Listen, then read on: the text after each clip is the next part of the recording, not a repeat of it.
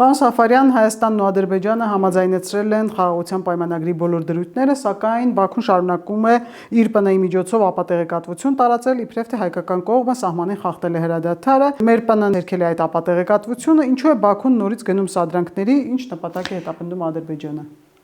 Այն օրը, երբ հայտարարվեց, որ խաղաղության պայմանագրի շուրջ բանակցությունները ավարտվել են, այդ օրվա երկու պահանջները, որ առաջադրվեցին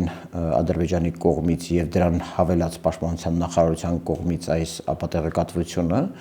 վկայում են մեկ բանի մասին, պայմանագրի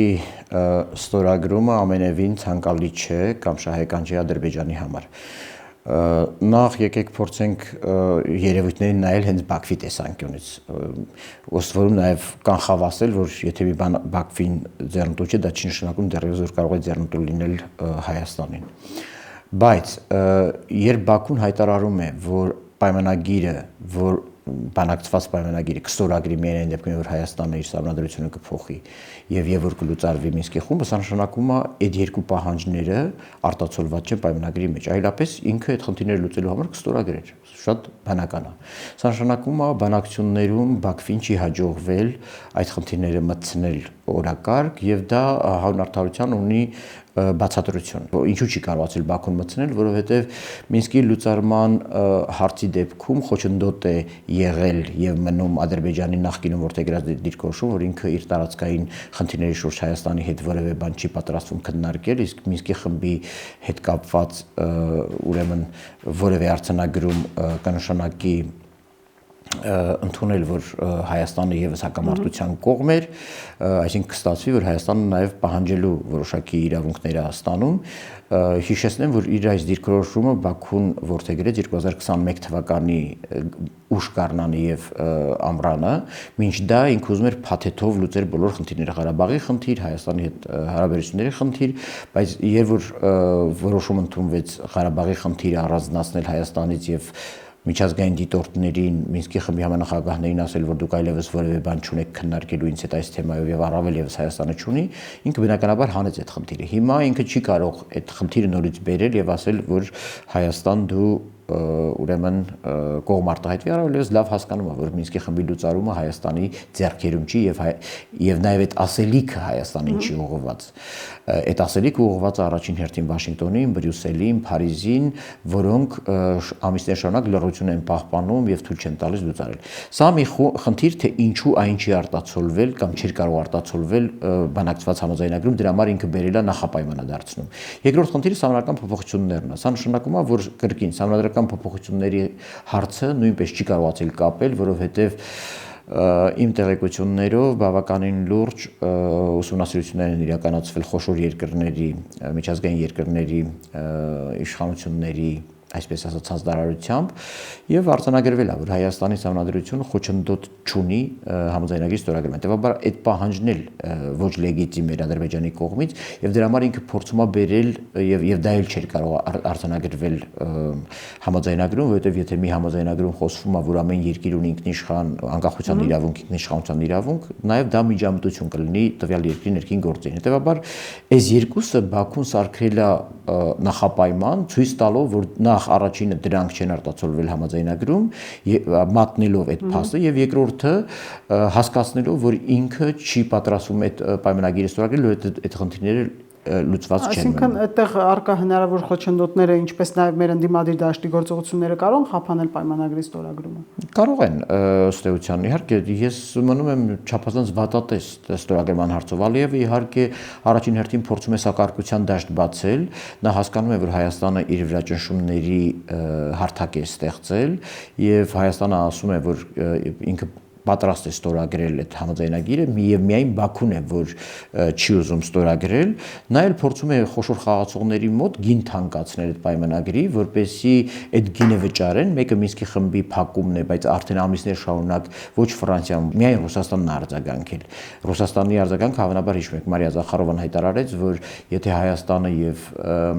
Ադրբեջանը համատեղ դիմեն այդ խնդրով, ապա ինքը կողմ կլինի խմբի լուծարման, որովհետեւ այդ խմբում միևնույնն է արևմուտքը իր հետ չի համագործակցում։ Այսինքն, բայց Ֆրանսիան եւ Միացյալ Նահանգները պահպանել են լռություն։ Ալիևը որքան խոսել այդ խնդրի մասին, որևէ մեկը որևէ բառ չի ասել, ինչը նրան կատաղացնում անշուշտ։ Դրա համար ինքը փորձում է պայմանագիրը վաճառել Արևմուտքին, որ եթե ցանկանում եք ուղղակի ստորագրվի խաղաղության պայմանագիրը, ուրեմն վճարեք դրա համար եւ դրա համար ստիպեք Հայաստանին փոխել իր սահմանադրությունը եւ նաեւ լուծարեք Մինսկի խումբը։ Եվ նաեւ ինչպես նշեցի, երրորդ ֆակտորը այն, որ հիմա Ադրբեջանը փորձում է ցույց տալ, որ Հայաստանը ապակառուցողական կողմ է, Հայաստանի նկատմամբ դրվատանքի խոսքեր են լսվում, համենայն դեպս, որ այո, Եվրոխորհրդանի բանաձևը երեկվա այլ պետությունների արձագանքը, գնահատականները, սրանք ցույց են տալիս, որ Ադրբեջանը զայրացած է եւ փորձում է ցույց տալ, որ Հայաստանը կեղծում է, որ Հայաստանը իրականում չի ուզում խաղաղություն եւ ցույց է տալիս, որ խաղաղասեր է, խաղաղամետ է, այս սահմանի վրա խախտում է։ Եկեք հաշվի առնենք, որ Ադրբեջանին այս ամիսների ընթացքում չհաջողվեց լուծել մի քանի խնդիր նույնպես։ Առաջինը ռուսների, այսպես ասած, ուսին թփթփացնելով նրանք հանեցին համաձայնագրից ճանապարհների ապաշրջափակման հարցը, հիշում եք անցած օգոստոսին Ադրբեջանը պաշտոնապես հայտարարեց։ Դա հայտարարեց այն ժամանակ, եւ որ Ռուսաստանը հայտարարեց, որ ճանապարհները պիտի բացվեն նոյեմբերի 9-ի 9-րդ կետի հիման վրա։ Ադրբեջանին թվաց, որ եթե ինքը այդ կետերը հանի պայմանագրից, ապա Ռուսաստանը իրան կօգնի ստանալ այսպես կոչված Զանգեզուրի միջանցքը։ Բայց քանի որ պայմանագրի առանցքային խարիսխներից մեկը հանդիսանում է ինքնիշխանությունը եւ իրավազորությունը երկրների, այդ սկզբունքները խանգարում են ունենալ միջանցք երրորդ ուժի վերահսկողությամբ։ Դրա համար են այդ երրորդ ուժերի գաղափարը հենց այդտեղից է մտել, որը արդեն բացառում է Ռուսաստանի կողմից ուրեմն որևէ ձևով տեղակայում սահմանի մոտակայքում, հա, կլինի դա սահմանապահ ծառայություն, թե որևէ այլ կերպ, եւ նաեւ բացառում է միջանցքի որևէ վերահսկողություն։ Եվ Ալիևը հիմա զայրացած է, որովհետեւ ինքը հույսը դնելով այդ հաշվարկի վրա, որ նոյեմբերի 9-րդ կետը կիրականացվի եւ ինքը կստանա միջանցք, առնվազն ռուսական վերահսկողության ներքո։ Հիմա պայմանագրով ստացվում է, որ ինքը ընդհանրապես որևէ տեսակի միջանցք չի կարող, քանի որ պայմանագիրը, ինչքան որ հրապարակավ արտահայտված հայտարարություններն հիմք տալիս, պայմանագիրը նախատեսում է, որ ճանապարհները այդ երկրների տարածքներում գործելու են տվյալ երկրի վերահսկողության, իրավազորության եւ ինքնիշխանության ներքո։ Հետեւաբար դա միջանցք չի լինելու։ Եվ դրա համար ինքը այս ամբողջ պայմանները առաջադրելը, նախապայմանները առաջադրելը մեղադրում է Հայաստանին սադրանքների մեջ, ուրեմն պահանջում է միջազգային հանրությունից ճնշումներ գործադրել Հայաստանի վրա, որպեսզի չստորագրի այդ պայմանագիրը, իրեն ձեռնտու չի այդ պայմանագիրը, որտեղ այդ պայմանագիրը փակում է այն ճանապարհները, որոնցով ինքը հույս ունի նոյեմբերի 9-ի 9-րդ կետով ստանալ միջանցք եւ որ դուք հարցեք տալ ընդդիմությունը անգամ չօգնեց Կրեմլի եւ ուրեմն Բաքվի համատեղ, այսպես ասած, նկարտումները, անգամ հայաստանյան ընդդիմության միջոցով բացելու նոյեմբերի 9-ին վերադառնալու դիսկուրսը։ Պարոն Սաֆարյան, քանի օր է տեսնում եք պարբերաբար Բաքուն ասում է, որ իբրև թե հայկական զինուժը խախտել է հրադադարը, նույնիսկ հայտարարությամբ հանդես եկան պարեկները, գնացին ստուգումներ իրականացրեցին, որոնք հրադադարի խախտման որևէ դեպք չեն գտել։ Այն նույն այդ միջազգային կառույցները, որոնք ողջունել են համաձայնագրի ստորագրումը, անելիք չունեն այս հարցում։ Իհարկե ունեն անելիք, որովհետև խաղուպար չէ, տեսանելի է, որ Ադրբեջանի կողմից այս process-ը խափանելու, կանգնեցնելու կարճ ուղին դա պատերազմի սանձազերծումն է, մեղքը գցելով հայկական կողմի սադրանքների վրա, բայց այս առումով համենայն դեպս լավ էր, որ ինչպես հիշատակեցի, Եվրոմիության դրդական առաքելությունը ուղղակի հերքել է, որ նման բան է տեղի ունեցել, եւ սա նշանակում է, որ Ադրբեջանը չի կարող միջազգայինորեն լեգիտիմացնել իր մեղադրանքը եւ արդարացնել, այսպես ասած, հայկական կողմի պատժիչ գործողությունները։ Դա բավարար է։ Դա բավարար չէ։ Համենայն դեպս մենք չգիտենք, թե հեռախոսազրույցներում նույն օրինակ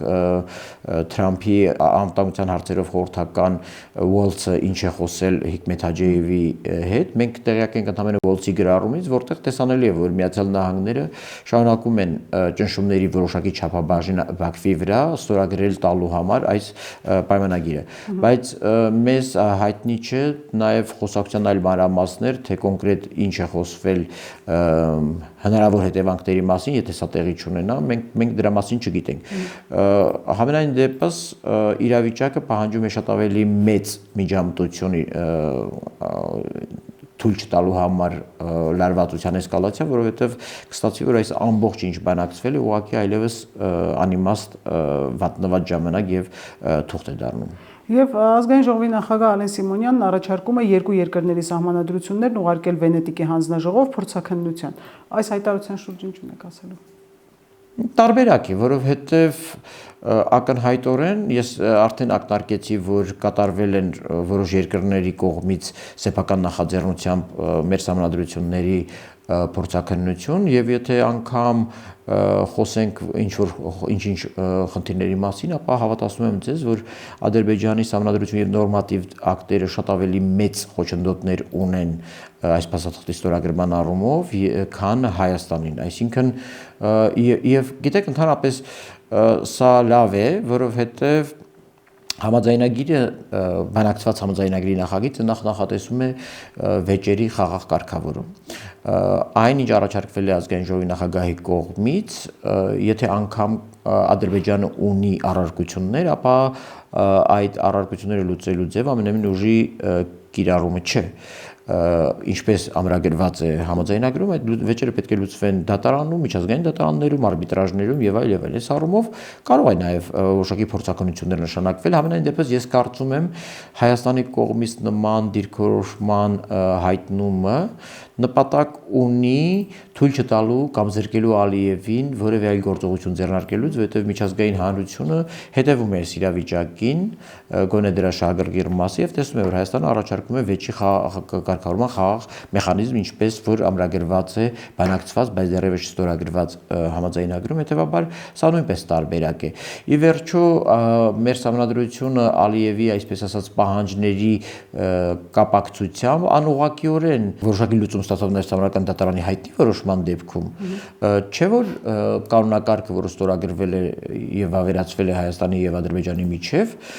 անցել է Սահմանադրական համապատասխանության գնահատման փուլ Հայաստանում։ Եվ եթե Ադրբեջանը կարծում է, որ Սահմանադրությունը որևէ խնդիր պիտի ունենար, այդ խնդիրը պիտի ունենար նաև սահմանագծման դեպքում, որտեղ այդ սահմանը վերաբերվում է Հայաստանի եւ արևելյան ամբողջ Տավուշից մինչեւ հարավ, մինչեւ Նռնաձոր այդ հատվածում սահմանազատմանը եւ այս կտրվածքով եթե Ադրբեջանը որևէ խնդիր չի տեսել կամ Հայաստանում որևէ խնդիր չի ցակել այդ կտրվածքով, ապա առավել եւս համաձայնագրի դեպքում այդ խնդիրը չի ցակել, որովհետեւ նույն Սահմանադրական դատարանը կարմիր գծերը քաշել է այդ կանոնակարգի հետ կապված, որոնք վերաբերում են եւ անկախության հռչակագրին եւ դրա հղմանը Սահմանադրության նախաբանում, այսինքն այս խնդիրը մեր ատյաններում բավարար չափով լուծվել է եւ որևէ խոչընդոտ չկա նույն խաղաղության պայմանագրի, այսպես ասած, ածանցյալ համարվող կանոնակարգի իրականացման առումով։ Կարծեք թե Ադրբեջանը համաձայնել է դա։ Եթե Ադրբեջանը ուներ այդպիսի խնդիր, կարծեք թե այդ խնդիրը պիտի նաև խոչընդոտեր սահմանագծման։ Եթե սահմանագծմանը չի խոչընդոտում Հայաստանի եւ Ադրբեջանի, ինչին է խոչընդոտում։ Այս զարգացումների ֆոնին ներքաղաքական զարգացումներ եւս հասունանում են, ընդդիմությունը հնարավոր է այս համաձայնագիրը որպես օրակարգ հռչակի եւ դուրս գա փողոց։ Գարուն է գալիս, դեմը ընտրություններ են, որևէ քաղաքական իմիտացիա պետք է լինի, որոշ ուժերի դեպքում պատվիրատուներ կան, բնականաբար պահանջներ կան նրանցից, բնականաբար պիտի դուրս գան եւ ակնհայտ է որ օրվա թեման դա է, իհարկե դա լինելու է, այստեղ ուղղակի քաղաքական process-ում ամենակարևորը նա է, որ զարգացումները մնան ժողովրդավարության, օրինականության, սահմանադրականության կոնտեքստում, մնացածը արդեն անկեղծ ասած իմաստ չունի սահմանափակելը։ Բայց մի բան ակնհայտ է, որ քանի որ նախկինում գիտեք, ես չեմ ուզում նաև, քանի որ ինքս էլ եղել եմ ժամանակին ընդդիմադիր կուսակցության կազմում, միշտ էլ որևէ քաղաքական ուժի նոր թեմա է պետք, չես կարող անդադ հին թեմաները ծեծել, հիմա նոր թեմա է առաջ եկել, դեմը ընտրություններ են, խորհրդարանում հայտնվելու կամ խորհրդարանում չհայտնվելու վտանգներ կան եւ պետք է պահել հանրային մոբիլիզացիան, պահել առնվազն այն էլեկտորատին, որը քեզ նախորդ ընտրություններում քվեատվել եւ կասկած կա, որ հաջորդ ընտրություններում այդ քվեն չլինի։ Նոր քաղաքական ուժերի դեպքում կարող է դա դառնալ նաեւ նոր պլատֆորմ դիրքավորման առումով, նրանք նույնպես կարող են մաս դառնալ եւ ինչպես նշեցի, նաեւ կան պահանջներ ունեցող երրորդ դերակատարներ, որոնք ավանդաբար ասել են, սա պիտի արվի Հայաստանում, այս դիսկուրսը պետք է զարգացվի, սրանց պետք է դեմ արտահայտվեք եւ արել են դա։ Եթե դուք խոսում եք, եթե ես խոսելու լինեմ ավանդական, այսպես ասած, մեզ հայտնի ուժերի ուրեմն ընդդիմանալու մասին, ապա ցավոք սրտի նրանք որևէ հավատ եւ վստահություն գոնե իմ մոտ չեն թողել, որ նրանց առարկությունները այս խաղաղության համաձայնագրի հարցում ազնիվ են, որովհետեւ նրանք նույնքան անազնիվ են եղել նաեւ դեմարկացիայի, դելիմիտացիայի եւ այլ հարցերում եւ կոնկրետ ես եւ իմ շատ ընկերներ ունենալով այլ պատկերացումներ իշխանության ворթեգրած մեթոդաբանության առումով, այնուամենայնիվ մեզ համար չենք կարող երբեք դիտարկել այդ անազնիվ հակապետական օրակարգը եւ ասել, որ ուզում եմ ասել, իրենք վստահությունը գոնե իմ նման մարդկանց մոտ կորցրել են իսպար, որովհետև գայթակղությունները քաղաքականության մեջ ամեն գնով ուղղակի նաև անազնիվ եղանակներով հասնելու արդյունքի, այդ թվում եւ ընդդեմ պետական շահերի, այնքան ակնհայտ է եղել, որ հիմա ես ուղղակի նրանց դիսկուրսին կարող եմ հետևել միայն զուտ մասնագիտական առումներով, բայց ոչ ամենևին որպես Հայաստանի Հանրապետության քաղաքացի, ում համար հետաքրքիր է նրանց խոսքը կամ օրակարգը։ Շնորհակալություն։ Ես եմ շնորհակալ։ Չմոռանաք հավանել տեսանյութը եւ բաժանորդագրվել Civic AM-ի YouTube-յան էջին։